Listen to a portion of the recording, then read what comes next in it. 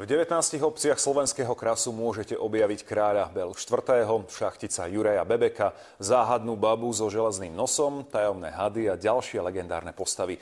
Sú to drevené sochy, ktoré vyrobili umelci z regiónu. Ku každej sa viaže legenda.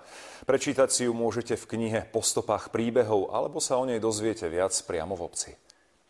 19 drevených sôch zobrazuje postavy a scény z historických príbehov a povestí. Tie zozbieral za rok literát Slavomír Sabo.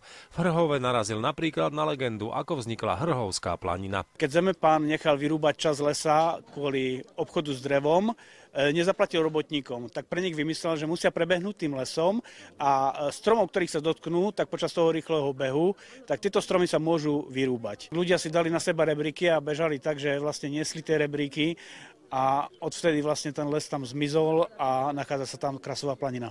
Umelecký rezbár Ján Lukáč stvárnil túto legendu v drevenej plastike takto.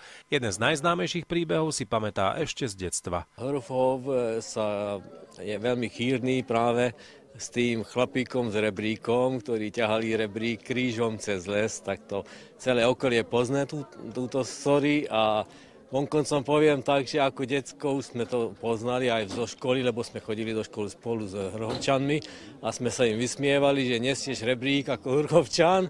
Sochy vyrezávali umelci z celého regiónu. Ďalší príbeh hovorí o tom, že v Hrhove sa skrýval kráľ Belo IV. Po prehre s Turkami. V lese nad Hrhovom sa nachádza skala, ktorá pripomína kreslo, na ktorom vraj kráľ premýšľal o ďalšom boji. Sú archívne dokumenty, ktoré tieto veci potvrdzujú.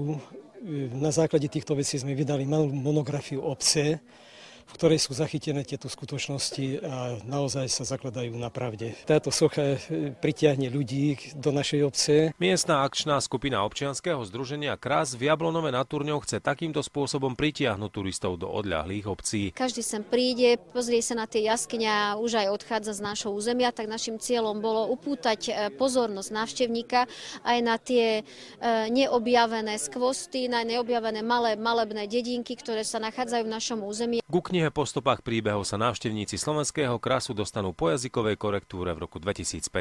Zdeno Zubák, RTVS.